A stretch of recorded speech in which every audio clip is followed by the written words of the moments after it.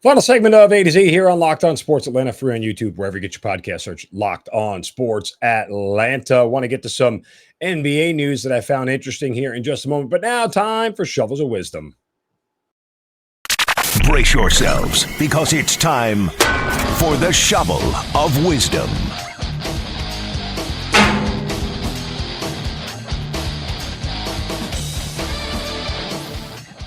Yeah, that's right. Every day we like to pass out a shovel of wisdom to correct somebody, to get somebody straight for saying or doing something stupid.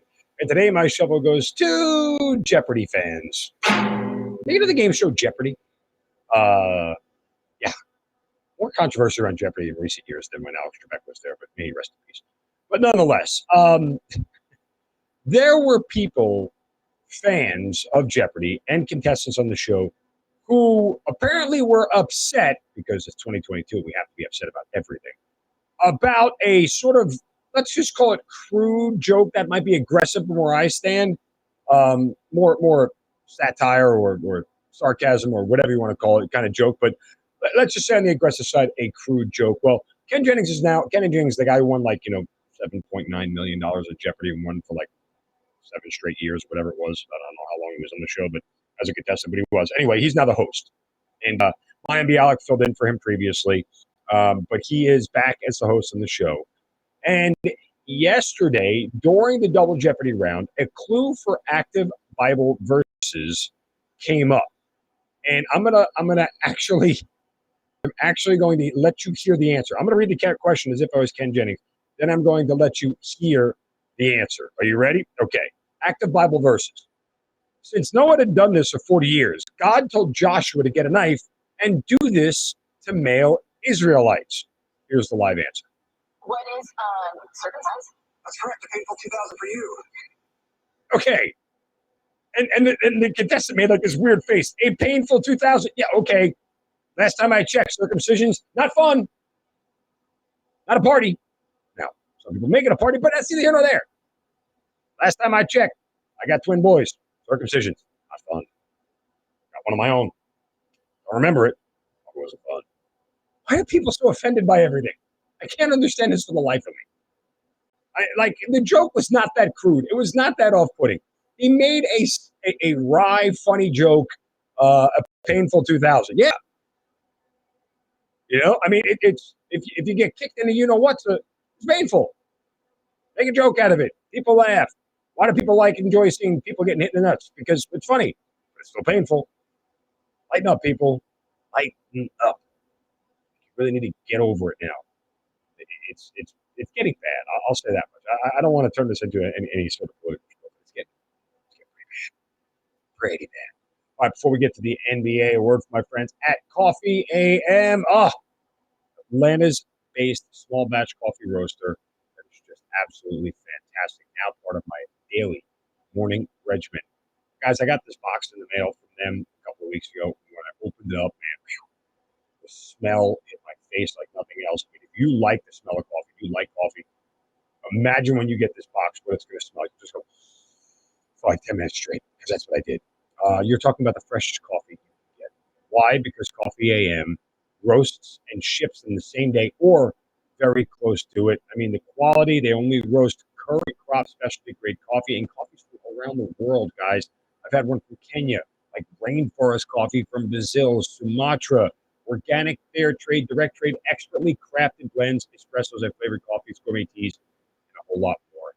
Coffee AM, roasted right here in your backyard. Go to coffeeam.com/locked on today and take a look at their full menu of coffees, teas, and gift sets. That's coffeeam.com/locked on.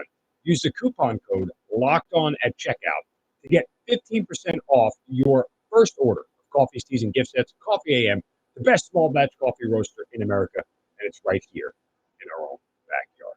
Okay, on to the NBA here, because I saw a piece on ESPN.com that made me go, that's interesting. Mark Spears wrote this, and it was in reference to DeAndre Ayton, who all of a sudden is pivoted, I guess, to now happiness about re-signing with the Phoenix Suns, a 4-year deal with $133 million. And the quote from Ayton, as he told ESPN, was, This is a blessing. This contract not only has a generational impact for my family, but also with the way we were able to work with the Phoenix community and at home in the Bahamas. That is the things that we go by. I've come to understand this as a business, so I was more anxious to know the end result so I could focus, move on, and just get back to work. I treat everything like a business, just keep it professional, approach everything with professionalism, and not looking too deep into it. Close quote. Bottom line is that Ayton doesn't need to go anywhere.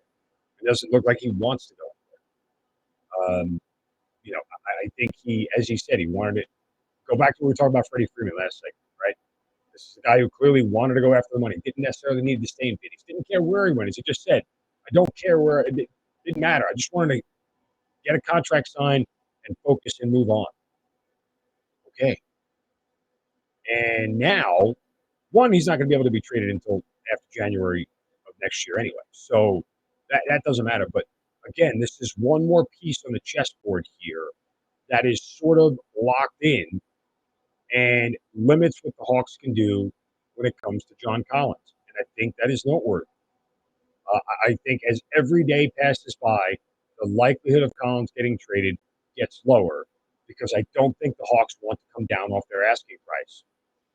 And I don't think the rest of the league sees Collins as that much of an impact player that they're willing to give up that much to get it.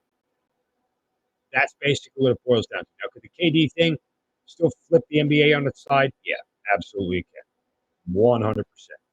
But we are also in a point where everything may just settle back into where it was.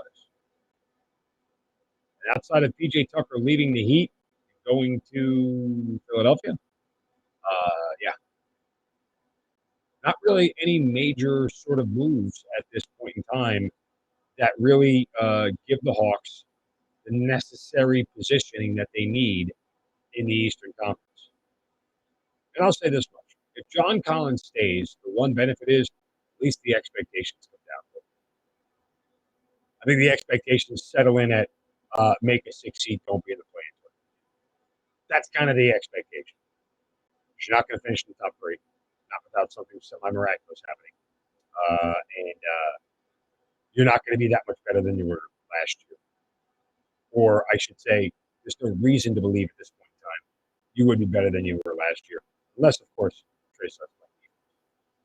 That happens, you have a chance to be better than you were last year. But I don't give that high probability of a chance. All right, that'll do it for us today here on A to Z on Locked On Sports Atlanta. Make sure you guys give me a follow on Twitter at Mark Zinno. Follow the entire network at Locked On ATL. Back tomorrow with the Wednesday edition. You guys have a great day. Don't do any crap.